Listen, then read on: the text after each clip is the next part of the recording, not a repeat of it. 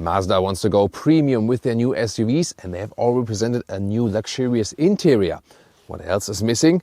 To be premium, rear-wheel drive and a 6-cylinder engine, and that's the one we are going to drive today here on Autogefühl with Thomas in 4K, full screen, full length. Let's go with the Mazda CX-60. European model will be the CX-70 in the US with slight changes, and their bigger brothers are the CX-80 for Europe and the CX-90 for the Northern American market, then with a third seating row. This huge front grille blacked out here in that top trim, and the daytime running light, very interesting, horizontal here, and then another one at the side. And this very interesting color here is called Platinum Quartz. Next to our Platinum Quartz vehicle, I also have here a machine gray vehicle for you if you want a rather dark look. Which one do you find more beautiful? Or what about a white one? And characteristically for Mazda, the Soul Red Crystal, look at that here, always a very strong red color. And turning indicator check, I think that looks pretty cool in the front already, doesn't it? Maybe you have already seen our earlier CX-60 episodes where we have driven the plug-in hybrid, and you know, I wasn't that happy with it. For example, suspension wise, how it behaves.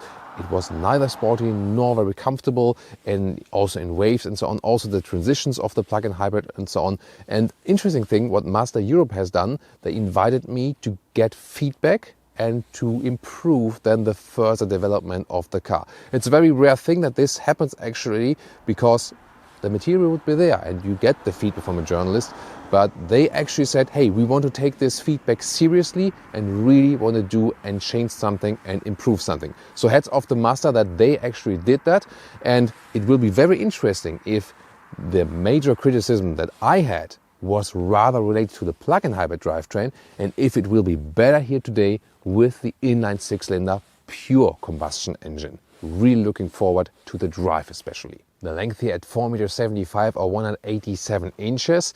The CX-80 or CX-90 in the US, they are the longer models than for the third seating row. And brand internally, if you compare the CX-5, that one is 17 centimeters or 7 inches shorter. But in this segment here, they are actually preparing to fight against, for example, Mercedes GLC, BMW X3, Audi Q5, Lexus NX, maybe even the Lexus RX. And people do really consider that. I always see it here in our comments on our channel that people say like, hey, I was thinking getting a Lexus NX or RX, but now I'm considering a CX-60, or maybe even decided for that. A couple of years ago, unthinkable. Very interesting development. These here are 20-inch wheels in the black styling, and we also have this huge inline 6 design element here at the side. Overall, a very clean profile, isn't it? Suspension technology wise, by the way, they don't have anything special there. They just have a passive mechanism at the rear axle that the car shouldn't shake up too much, but they don't have like a air suspension optional or something. So that's where they are a little bit different if you compare it to the competition, which offers different adaptive suspensions and so on. But we'll see in the driving part if this one will be okay today. Rear design, very clean and consistent. Also the tail lamp integration, I really like the design. I think they overall really nailed it. The only thing, Autogefühl fake exhaust police alert, because these fake tips, yeah, I think that was not really necessary, wasn't it? And turning indicators in the rear, also very unique actually, but kind of tiny. Do you think that's visible enough? By the way, this flickering effect when they, go back basically, that's just on camera. Now to the interior, the key fob is something they could still improve if you want to play with the premium guys indeed. And door closing sound. Yeah, that one also, yeah, that is still missing to give, more premium feedback from the door, definitely. But inside of the door actually is quite good, because you have nice looking materials. It's not too soft here, but it has a structure. Then this insert here, horizontal styling, and also here the door handle and so on. That looks actually quite good. Also these galvanized tips of the window levers, like that. And this is here a black trim today. There's also a brighter one available if you like. And as for the seats, actually, the US base model of the CX-90, for example, will be similar for the other models, start with a full leatherette trim that almost looks identical. In Germany, you can get a fabric seat. In the UK, it directly starts with animal skin, like it is here today. So the thing is that with the new Mazda SUVs here, they are lacking animal skin alternatives in the higher trims. Then when you sit down here, steering wheel has a nice electric function here. You can also very well grab that actually. And also the design of the steering wheel looks really premium-like. And look at that, really nice buttons with clicking sounds. No hashtag capacitive BS. That is one of the key advantages of this vehicle. And with 1m89 or 6'2", still leaves a lot of headroom, although this one is already the one with panoramic roof. In details of the panoramic roof, you have this slider here, and then there's the shade, and of course very important for really hot days. Here it goes all the way across the vehicle. Also nice bright headlining here in this one here. And then we can open it. It doesn't open too wide in length, but it does in width. And also very interesting detail here. Look at these door sills here in the lower part. So they close then in a way that the lower part here is protected and always stays clean. Interior cockpit overview. Wow, look at that. Completely new age for Mazda. Soft touch here in the leatherette style. That looks really amazing. Big button here for the hazard lights, and actually has a nice premium sound. 2 times 12.3 inch. Soon going to show you details of that. And once again, the design of the steering wheel is also really sporty and modern, but at the same time, buttons, buttons, buttons, buttons. Climate unit. Buttons, buttons, buttons, buttons. Ah, so easy. Seat heating, seat cooling, a heated steering wheel. Wow. Well done, Mazda. Digital instruments. And here for the startup, you have a nice animation. Look at that. Very cool. So how everything is displayed is pretty cool. Also when you're driving, assistance systems and so on. And straightforward. At the same time, you have this analog view. And you can also get a very helpful head-up display. Infotainment system, now it gets really interesting. So when we're stationary and in the Mazda internal system, it is not touch. I control it from below, which is fine because the menu structure is pretty easy. You also have a car internal GPS. It looks like this, and maybe it's not top of the pops or something, but it is better than in any Mazda we've seen before, definitely. So because the infotainment system here is pretty easy to control, I think I'm also totally fine with the lower setting, and they do this for safety reasons. However, if I have now the Apple CarPlay or Android Auto situation, I have it cable connected at the moment, but wireless is also possible, then you can see a very nice and clear integration. The quality of the screen is really good. I can still control it from below, and I think that's also, while driving, more practical. At the same time, when you're stationary, then it suddenly turns to a touch screen. That is very interesting. However, if you drive, then it's locked again also in the CarPlay. Just at rolling speed, it still works like this. But again, cool integration. And we have here the Bose sound system in here, and that is delivering us, a very nice sound indeed. Camera system, here you see this drone view from above. This is also the camera looking to the front. When I switch to reverse gear, then I look to the back. For me, a premium vehicle is also supposed to have a soft, dampened glove box. Yes, okay, that box is also checked. Look at that middle console, it's huge indeed, so limits the space a little bit, but here the sides, here left and right, are very soft, so it's no problem when you touch your knee against it. That's actually well thought out. Then here there's the drive mode selector where you can go to sport mode, and also with a nice satisfying clicking sound. And here also very good how that resonates from the quality. Here also adaptive cup holders. This is the shifting lever, and that's kind of a hit and miss, I think, because here you have to go then to the right in this stairs-like thing. Reverse, neutral, D. I think too complicated, and also it doesn't have an automatic going back function. When I turn off the engine, it just stays like this and then requests to be put back manually before restarting the engine and then another time. Well done is, once again, this control selector here, that you can do that while driving, so easier control of the infotainment while driving. Also with hotkeys, GPS, back, home and music, and also a manual volume jog here. I love that. Split opening, and here once again great build quality. And then you have all the clutter underneath and 2 USB-C chargers. So we have already seen great design and also great quality parts here in the Mazda CX-60. Will be the same for the CX-70 and also for the 80 and 90. They all share, so many base parts. But what about the rear door closing sound? That has always been somewhat a problem with Mazda. Let's listen to it. Yeah, that still sounds like, so yes. I mean, it's a detail. We are the channel of details. That's why we're bringing that to you. But when I then think about, that I pay like maybe 20,000 or 25, maybe 30,000 euros less than for the competition, then I can live with it actually. But if they can fix it without bringing the price up, you're most welcome, Mazda engineers. By the way, another thing is that also, if they're watching now, so here, let's listen to the sound when I fold the seats and then put them back into the hinge.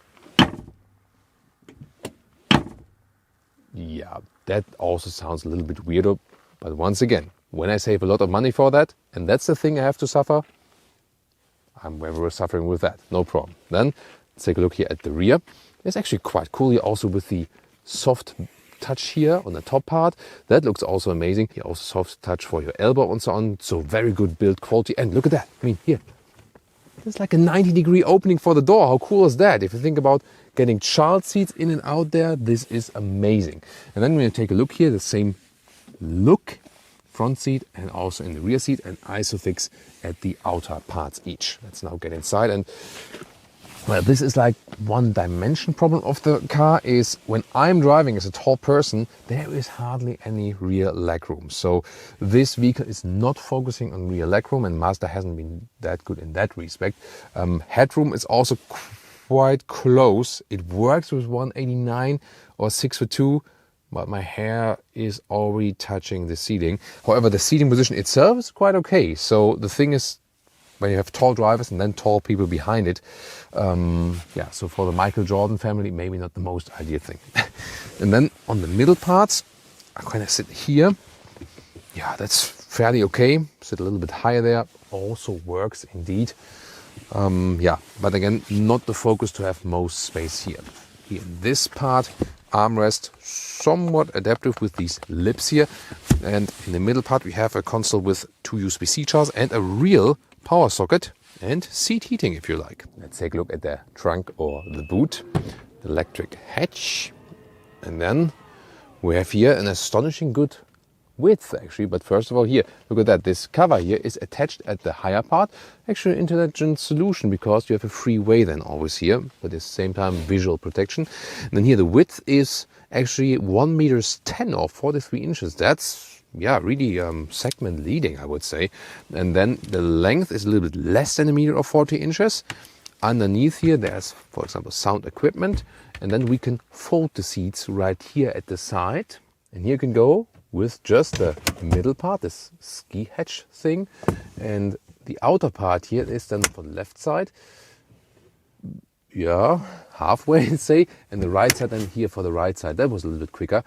You see they don't fold flat immediately. The length is approximately 1 meter 65 total length or 65 inches. But here there's a problem. Even if I push from here, it doesn't really work because that is hitting my front seat. On the passenger side, of course, we can go a little bit more forward, but the seat folding mechanism is not ideal. And also see here, like quality-wise, this thing here, that's maybe something where they have to learn still a little bit. And about engines, you might remember there's the 2.5 liter plug-in hybrid, both for Europe and the US for the new Mazda SUVs. This one also comes with an independent heating, by the way, via the plug-in hybrid battery. Some of you have asked that, but today it's about the inline 6-cylinder. First time we can drive it. There's either the 3.3 liter diesel inline 6-cylinder with 200 horsepower rear drive, 250 horsepower and all-wheel drive, but still then rear-wheel bias. This is a rear-wheel driven platform. And for the petrol engines, really interesting, the US market for the CX-90 and the CX-70 gets a 3.3 liter turbo petrol engine, 6-cylinder, 280 horsepower, and in Europe you'll get the 3.0, so 3.0 liter inline 6-cylinder with the Skyactiv X technology. So this is kind of like a compressor as well, so will more or less serve also as a turbo purpose, but supposed to be more fuel efficient. And acceleration figures, around 8.5 seconds for the rear-wheel driven diesel, then some 7.5 seconds for the all-wheel drive diesel, and the petrol engines somewhat 7 seconds. Welcome to Thomas's Driving Lounge with the Mazda CX-60, this inline 6-cylinder first time. Here we go to the sport mode, in this case here the 3.3 liter diesel, and rear-wheel drive for the first time since, the MX-5, has rear-wheel drive, but the others don't. So this will be super interesting how it performs. First of all, steering-wise, very natural feeling and behavior. We know that from Mazda indeed, and they perform also steering-wise. And you know that I have been criticizing the plug-in hybrid for its driving characteristics. And I already feel here right now, this one is so much better indeed. We don't have the weight of the plug-in hybrid, so this one feels more agile indeed. Rear-wheel drive, of course, it's not the most, powerful engine there is. Here around 200 horsepower, so there will be more powerful competitors out there, yes. However, I feel that when I accelerate, it goes out of the corner quite well, actually. Of course, the weight cannot be denied, so if you compare it to a CX-5, for example, CX-5 is the more fun car to drive, especially here in tight corners. But this is focusing on being a luxury SUV, so it's okay when it's not the most agile one. However, I definitely feel the difference that here with the internal combustion engine, without the added battery, it is a way better drive. Also, the suspension does a better job, and you see, maybe even on camera, it doesn't shake up too much.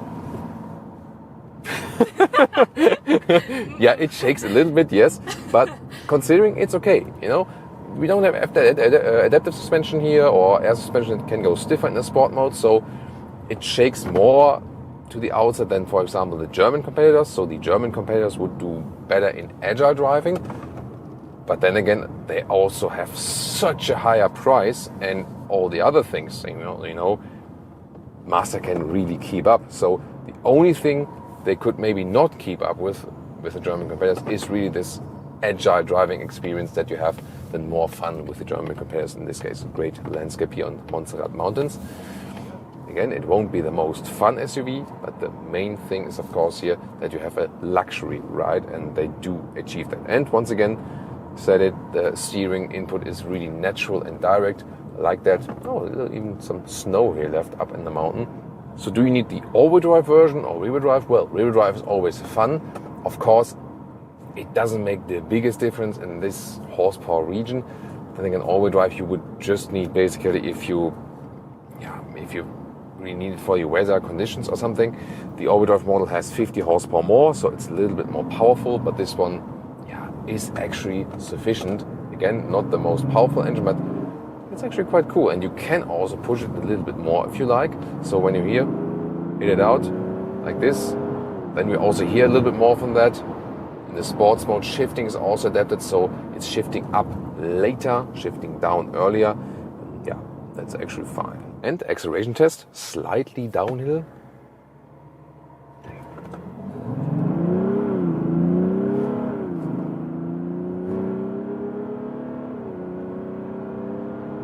That's 1 kilometers an hour, 60 miles an hour. Again, where the beginning was rather straight, but then the last bit was slightly downhill. That's the best I could deliver here right now, but just that you get an approximate estimate of how quick the acceleration here is. And now to some motorway driving here with the Mazda CX-60 6-cylinder. Noise insulation here at 120 kilometers an hour, or like 70 miles an hour, is good. It's reasonably silent, and indeed it does deliver also the motorway. It does deliver you a premium driving experience. So this is indeed a problem for premium manufacturers, and we recently saw that, told you that earlier, that I read some comments here from you. Hey, I was considering now between Lexus RX or NX and the Mazda CX-60, and that wouldn't have been the case a couple of years ago, so that's really, really interesting. So steering wise here, also really precise when I want to induce a lane change or something. There's no big dead zone area. Assistance systems. This one is equipped here with everything. So I have the adaptive cruise control, and now I also activate the active lane keeping assist. Let's see how it performs. Here now a slight bend on the motorway. See here, it's not that intrusive, so it's not doing too much that I would say like, hey, don't interfere too much with me or something. So, but here, mastered this bend very well. So far, this is very good actually. And there's also blind spot monitor. See, this Audi here behind me probably wants to drive faster than allowed, so let's make him overtake. He can catch the next speed camera. There's the blind spot monitor, and when I hit the turning indicator, I also get the acoustic warning. You will not get the super sporty experience because this is not the intention of this vehicle, so it will shake up more than maybe some of the competitors. So also if you compare it to the Mazda CX-5, the CX-5 will always be the more direct, the sportier choice, the more Mazda-esque choice, or Mazda-ish choice, if we can say so. The CX-60 wants to open this new chapter of Mazda that they say like, hey, we not only can do driver-focused vehicles, which are a lot of fun, but we can go more into this luxury direction.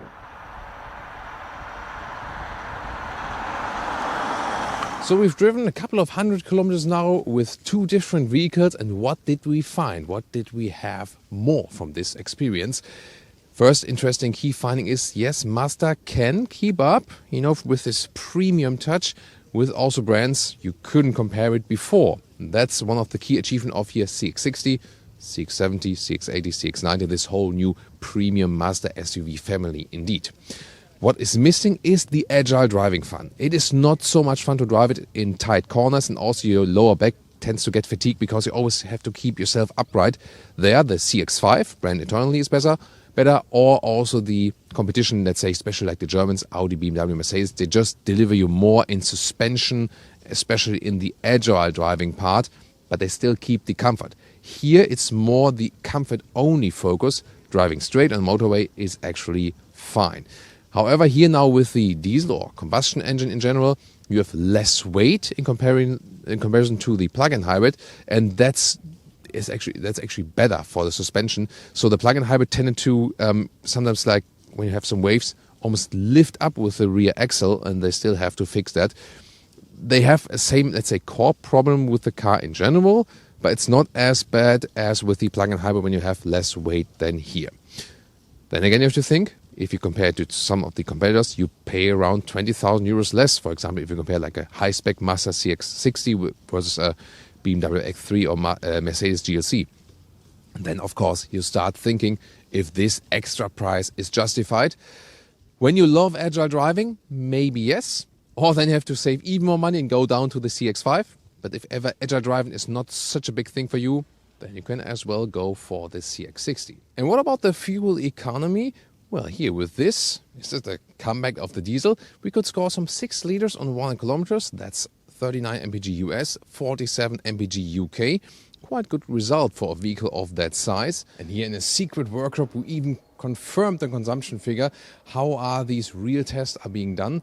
So you fuel up the car really like until it's super, super full. You should not do it privately, because there is a reason that there's some gap left, because the fuel can get a little bit wider, bigger actually when it's, for example, hotter temperature and so on. So it's good that you just normally fuel up the car, and when it automatically stops, then stop it. But here, for testing purposes, we really fill it up till the last gap, and then you shake the car a little bit that the air comes out, that you can fill even more in, and then later on you can fill it up totally again, and then you have a very precise consumption figure. And the onboard computer was actually pretty precise. This is actually the most economic engine here, the diesel rear-wheel drive. Of course, we'll keep you later updated when we also drive some consumption tests with the petrol engine.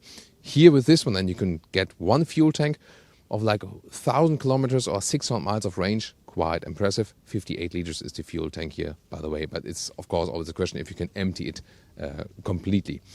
Then the automatic gearbox here, new 8-speed, directly developed by Mazda.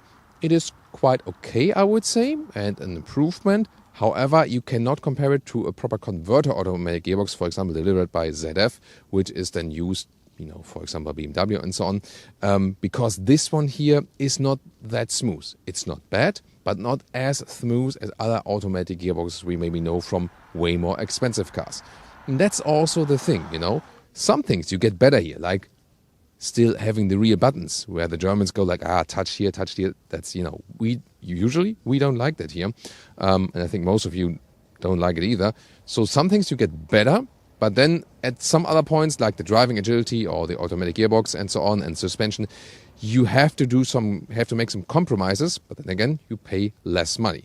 Overall, still a very interesting proposal here in this very segment. You should compare the competitors, or maybe, if you're interested in the plug-in hybrid, we also have a video of this one here.